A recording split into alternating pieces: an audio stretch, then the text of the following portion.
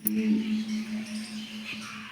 चढ़ा दो, इतना बेलपत्री चढ़ा दो, इतना समी पत्र चढ़ा दो, इतना चावल का दाना चढ़ा दो। तो हमें रोज नहीं करना है ये काम। रोज करने से कोई हमको फल नहीं मिलेगा। इसको चढ़ाने की एक तिथि होती है, तिथि पर यह काम करना चाहिए। जैसे आज अष्टमी तिथि है, आज अष्टमी तिथि है। अष्टमी तिथि को 31 दाने का चावल आखा हो, पूरा कटा फटा नहीं होना चाहिए, टूटा नहीं होना चाहिए, और साथ में समी पत्र हो, उसके साथ में बेल पत्र हो। मन की कामना बोल करके अगर हम देवाधिदेव महादेव को समर्पित करते हैं तो हमारा कार्य रुकने वाला नहीं है, पूर्ण होगा। लेकिन समी पत्र रखने के लिए क्या, कैसे चढ़ाया जाता है, ये जानना जरूरी है। तो हम किसी ब्राह्मण को, किसी पंडित को बुला करके उससे हम पूजा करवा लें, उससे कह दें कि आप हमारा करवा दीजिए कि किस स्थान पे समी पत्र को रखा जाएगा और दूसरी समी पत्र को किस स्थान पे रखा जाएगा। हम 108 बेलपत्री चढ़ा देंगे, कुछ नहीं होगा। अगर हम 7 बेलपत्री, 5 बेलपत्री सावन में चढ़ा देते हैं तो उतना ही बहुत है। एक भी चढ़ा देते हैं तो उतने से हमारे महादेव प्रसन्न हो जाते हैं। लेकिन एक विधान होता है कि हम इस तरह से चढ़ाएं और क्या, किस मंत्र का उच्चारण करके हमें चढ़ाना है। ये मंत्र उच्चारण करके चढ़ाया गया और मन के मनोरथ को मांगा गया, भगवान की पूर्ण करते हैं। आज जो अष्टमी तिथि है इस पर ये चढ़ती है। अगर हम सुबह किसी कारणवश नहीं चढ़ा पाए तो हम शाम के समय पर गोधूली बेला पर, जिसको प्रदोष काल कहते हैं, उतने बेला हम चढ़ा सकते हैं। लेकिन इसको करना चाहिए। कितना, जैसे किसी को कुछ कष्ट है, किसी को कुछ कष्ट है, कोई बहुत ज़्यादा परेशान है, किसी के घर में बहुत बीमारी भी आ रही है बार बार, तो ये सब हम आज के दिन, वो भी सावन की अष्टमी है, तो इसको हमें कर लेना चाहिए मंदिर में जा कर के। अगर मंदिर में नहीं जा पा रहे हैं, मंदिर दूर है, तो हम अपने घर में भी कर सकते हैं। मेरा काम है, हम कथा कह रहे हैं बताना, तो हम आज अष्टमी है इसीलिए बता दे रहे हैं। जिसको करना हो वो शाम को आकर किसी पंडित को पकड़ करके आकर के मंत्र उच्चारण करवा करके वो पूजा कर लें। इसका फल हमको मिलता है, कहीं जाता नहीं है, जरूर मिलेगा। क्योंकि अष्टमी तिथि सावन में बहुत बड़ा महत्व होता है, और जो अष्टमी तिथि है बहुत अच्छा दिन पर पड़ा हुआ है, इसीलिए इतना जरूर करना चाहिए। भगवान शिव, भगवान शंकर उसकी मनोकामना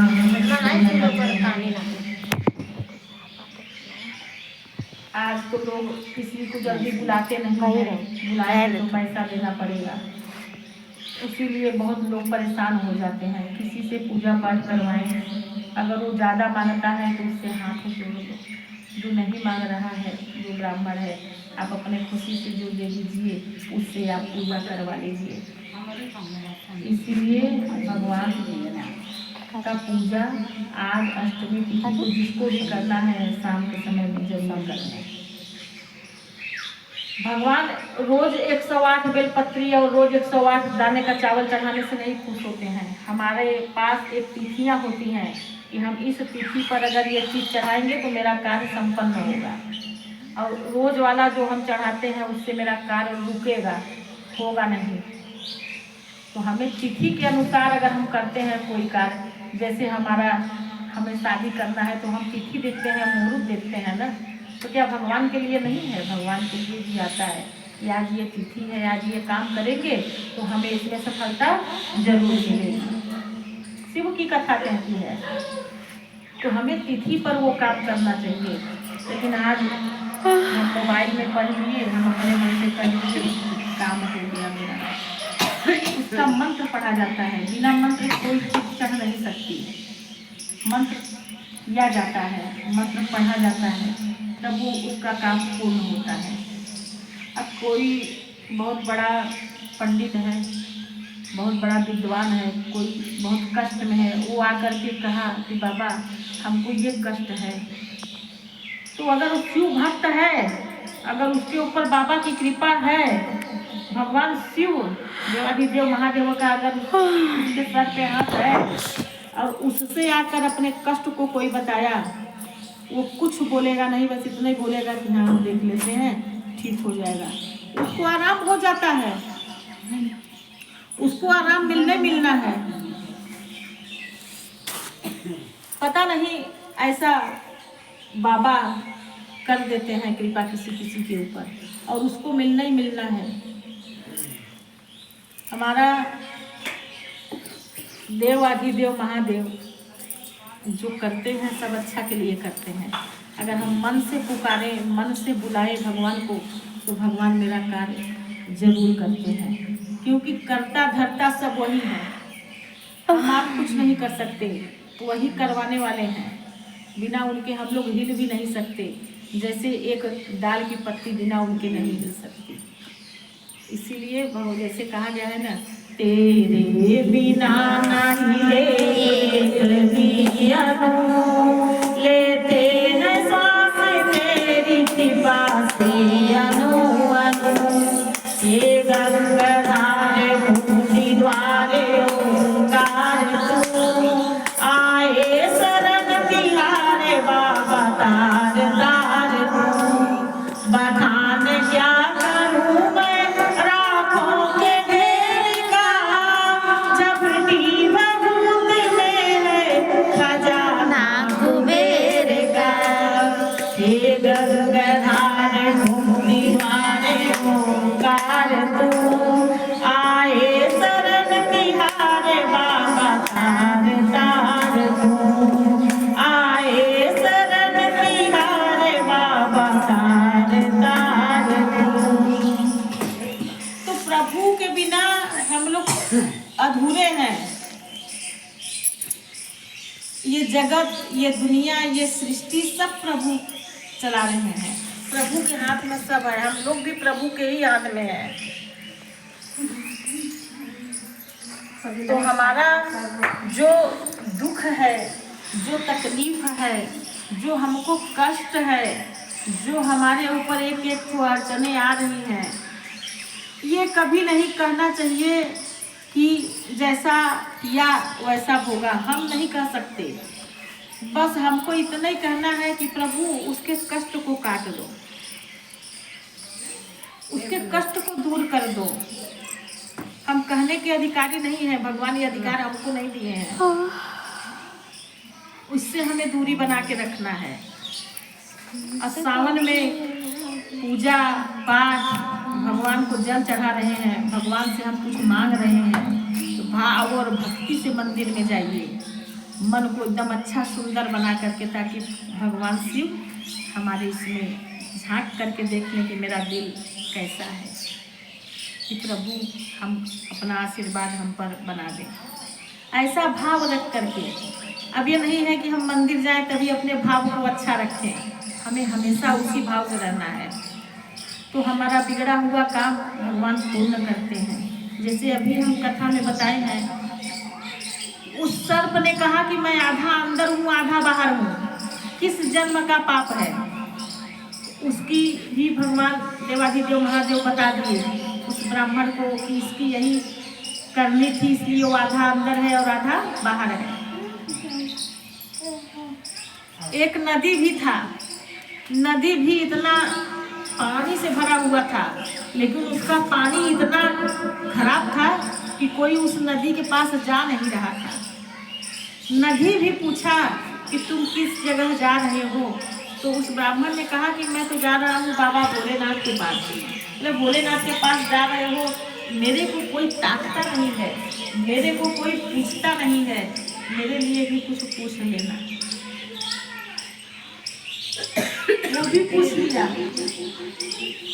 बाबा बोल दिए कि ये पहले ठाकुर था, ये क्षत्रिय था, ये क्षत्रिय था, सबको परेशान किया करता था। दूसरे का छीन करके खाना, दूसरे के घर में चोरी करना, इसकी ये आदत थी। इसीलिए इतना परेशान है कि इसका पानी मीठा हो ही नहीं सकता। तो ब्राह्मण बोला, अरे बाबा इसको भी उद्धार कर दीजिए। बोले कर्म का फल भोग रहा है, पिछले जन्म का फल वो इस जन्म में भोग रहा है। तो हम लोगों का करनी कहीं जाता नहीं है, इस जन्म में नहीं तो अगले जन्म में भुगतना ही पड़ेगा। तो हम क्यों ऐसा कर्म करें, हम इस जन्म से अपना अच्छा कार्य करें, हम झूठ ही ना बोले। हम झूठ बोले लेकिन हमारे झूठ से अगर किसी की जान बच रही है तो हम वहाँ झूठ बोल देंगे कि हम झूठ बोल देंगे तो बेचारा बच जाएगा। तो हम वहाँ झूठ बोलेंगे तो इसके लिए हमारे देवादी महादेव माफ कर देंगे, उसको हमको सजा नहीं देंगे उसका। वहाँ हम झूठ बोले, बाकी हम भाव भक्ति से मन को स्वच्छ रख करके हम भगवान की पूजा करें। हम लोग आज परेशान है ना, हम ये कर ले, हम वो कर ले, हम वो कर ले, ये मेरा, ये तेरा, वो तेरा। क्या हम लोग जब जाते हैं तो हम लोगों के साथ कुछ जाता है? मेरे शरीर पर का एक कान का और पैर का वो भी नहीं छोड़ते, सब उतार लेते हैं। आज मेरा है, कल इसका होगा, परसों तीसरे का होगा, कुछ नहीं जाएगा। मेरा जाएगा मेरे साथ तो मेरा कर्म, मेरा धर्म, यही मेरे साथ जाएगा और मेरे साथ कुछ जाने वाला नहीं है। लकड़ी ले जाएंगे, राठा ले जाएंगे, जला के फूंक के चले आए, खत्म। क्या मिला हमको? हमको कुछ मिलता है? हमारे द्वारे में बहुत लाइन नहीं छुआ जाता, कुछ नहीं मिलता। सब लोग गए, दो बूंद आंसू गिर गया, बेटे भी भूल गए, बहू भी भूल गई। तो फिर हम अपना कर्म क्यों बिगाड़े?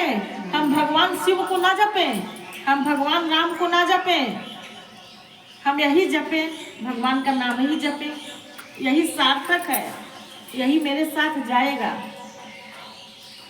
एक बूढ़ी औरत 90 साल की बंध गई, तिरछी में बन्हा छना गई, सब कुछ हो गया उसका।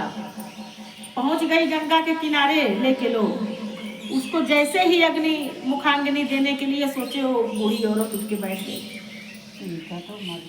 जीवित हो गई। कल की बात है, सोचिए। और उस बूढ़ी औरत को देखिएगा तो आप लोग यही कहिएगा तो इसका मर जाना ही उचित था, लेकिन वो उठ करके बैठ गई। क्यों?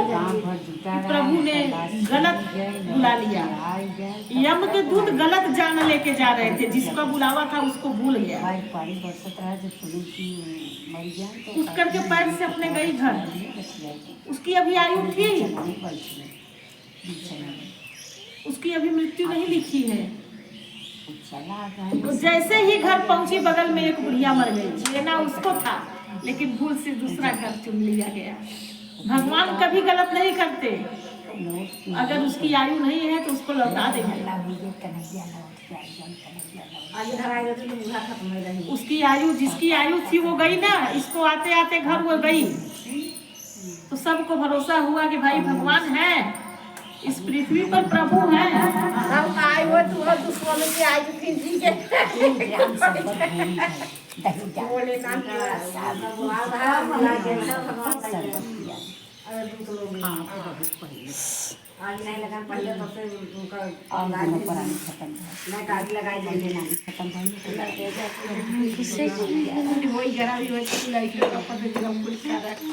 तो भगवान कभी अपने भक्तों के साथ गलत नहीं करते हैं। प्रभु की कृपा सबके ऊपर होती है। बस औरत अपने घर गई जीवित होकर के, और बगल की ही बूढ़ी औरत चली गई। क्यों? कि अब घर आए तो गलत रास्ता, उल्टा घर पकड़ लिए। जिसको जाना था उसको नहीं ले गए, दूसरे को ले गए, लेकिन भगवान लौटा दिए। भगवान कभी गलत नहीं करते। हाँ, जिसकी आयु जितनी है वो उतना दिन रहेगा, इसमें भगवान की कोई गलती नहीं है। लेकिन तो हमारा भाग्य छठी के दिन ही लिख दिया जाता है कि हम इस पृथ्वी पर कितना दिन भ्रमण करेंगे, कितने दिन के लिए हम इस पृथ्वी लोक पर आए हैं। हाल का कुछ कहे समझ हमका देखा हमार तबियत नहीं ठीक बा भैया। समय से पहले भाग्य से ज्यादा कुछ ना मिल पाई भैया। चला चली शिवा नाम जपल जाई ए माता। चला चली शिवा शिवा नाम जपल जाई। इहे दसनवा जाई, इहे दसनवा जाई, औरी कुछ न जाई। जपा नमः शिवाय, जपा ओम नमः शिवाय, जपा नमः शिवाय, जपा ओम नमः शिवाय। शिव जी त करिए बाबा, शिव जी त करिए हमार बेड़ा पार हो। केहू नाही जाई संगवा, केहू नाही जाई संगवा, साथ रहिए शिवा हो। केहू नाही जाई संगवा, साथ रहिए भोले बाबा।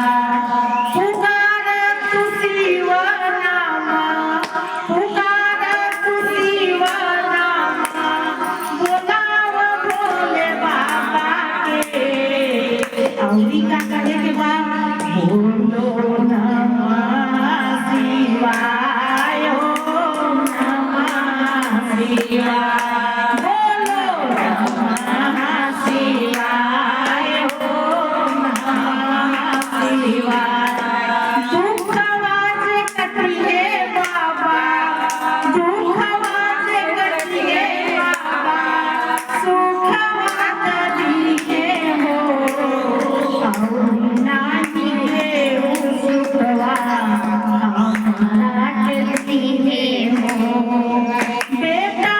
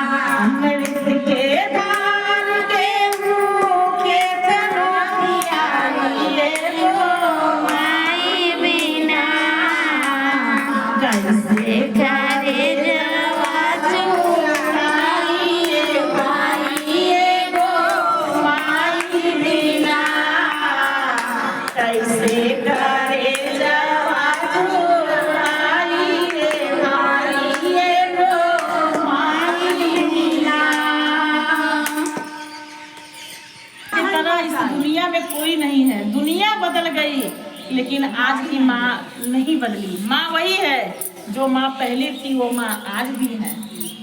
माँ कभी नहीं बदलती। माँ कभी अपने बच्चों को दुख में नहीं देखना चाहती, लेकिन बच्चे माँ को दुखी देखना चाहते हैं। माँ का पेट भरने के लिए एक बच्चा भर नहीं सकता, और वही माँ 10 बच्चों का पेट भर के पाल ले जाती है। क्यों? क्योंकि वो माँ है, उनके अंदर साहस है, वो क्षमता है, वो ममतामयी माँ है। माँ के पास अगर पैसा ना भी हो तो माँ 4 घर में बर्तन धो के बच्चों को पाल लेगी। क्यों? बच्चों के लिए, क्योंकि बच्चे का दुख माँ नहीं देख पाएगी। अगर बच्चा कह दिया कि माँ मेरे को भूख लगी है, माँ के पास कुछ नहीं है, माँ तुरंत दौड़ के जाएगी, बर्तन मांजेगी और मांज करके दूसरे के घर से बोलेगी 2 रोटी दे दो, मेरा बच्चा भूखा है। बच्चे के लिए जाएगी। लेकिन वही बच्चा बड़ा होकर क्या कहता है कि माँ अब तू आश्रम चल, माँ अब तेरी बात तू बहुत उल्टा सीधा बोलती है, नहीं करना चाहिए। माँ आखिर माँ होती है। माँ ममतामयी होती है। माँ के अंदर कभी इससे अपने बच्चों के लिए हो ही नहीं सकता। अगर होता भी है तो वो उनको सही रास्ते पे लाने के लिए करती हैं कि हम ऐसे डांटेंगे, ऐसे बिगड़ेंगे तो मेरा बच्चा सही रहेगा। इसलिए माँ ऐसा बोलती है। माँ के अंदर ऐसा नहीं होता कि हमारा बेटा यहाँ से चला ही जाए, हम अपने बेटे को देखें ना आँख से, नहीं, ऐसे कोई माँ नहीं है।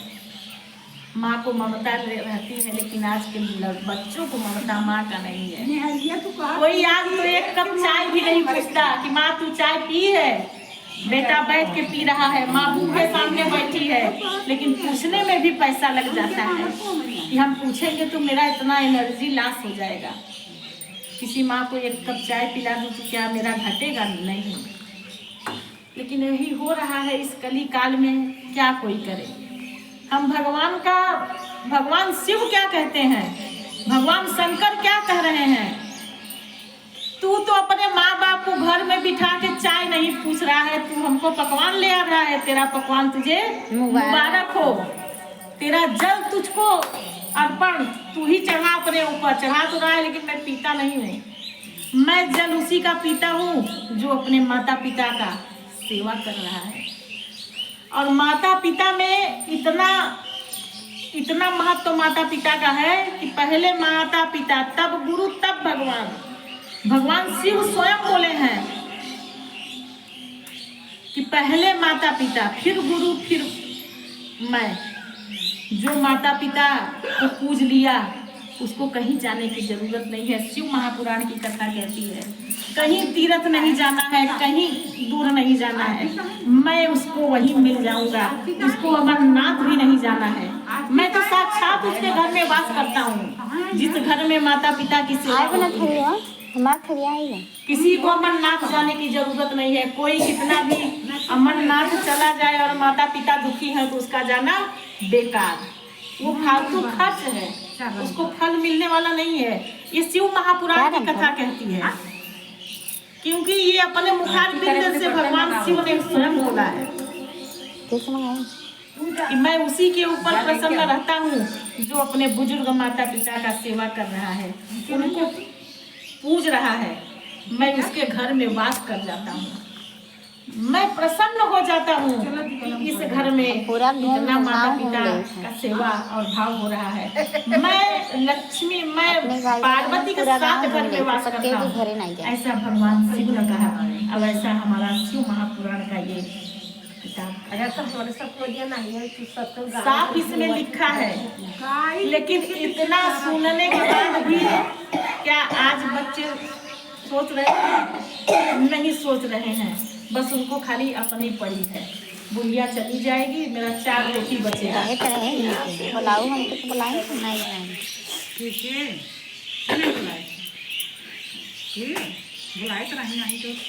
तो प्रभु की कृपा माता पिता की सेवा जो करता है उसके ऊपर होता है। जो माता पिता को धिक्कार दिया, उसको एक कप चाय नहीं पूछ रहा है, तुम लाख पूजा करो, लाख पिंडी बना लो, लाख गंगा स्नान कर लो, कुछ नहीं, काम रुकता ही रहेगा, काम आगे बढ़ेगा ही नहीं। तो हमारे सबसे पहले पूजनीय हमारे देवता तो मेरे घर में बैठे हैं, हम तो पहले उनको पूज लें तब हम मंदिर जाएं, नहीं तो बाबा भी गाली दे के भगा देगा। तो पहले घर की पूज्य जो है उनको पूजा कर लें, यही नियम है। और जो कर गया अपने बुजुर्गों की सेवा उसको जीवन में कभी कष्ट भगवान देते ही नहीं है। उसको जो कष्ट है वो भी हर लेते हैं भगवान। जो अपने बुजुर्ग अपने माता पिता की सेवा कर लिया कभी उसको कष्ट नहीं होगा। ये प्रभु की कृपा है। जब भगवान शिव स्वयं ये शब्द अपने मुखारबिंद से बोल रहे हैं तो हम लोग क्या, आज कमाई आई नहीं, सब धान लगाओ। इसीलिए प्रभु की कृपा इस सावन माह में, इस महीने में सावन के सबके ऊपर बनी रहे। और बाबा सावन में तो आ ही जाते हैं, मंदिर में, घर में, बाहर, सड़क पे सब जगह रहते हैं। सावन का महीना आए हैं भोलेनाथ, सावन का महीना आए हैं भोलेनाथ। हवा के कण कण में गूंजे हैं डम डम डमरुआ, हवा के कण कण में गूंजे हैं डम डम डमरुआ।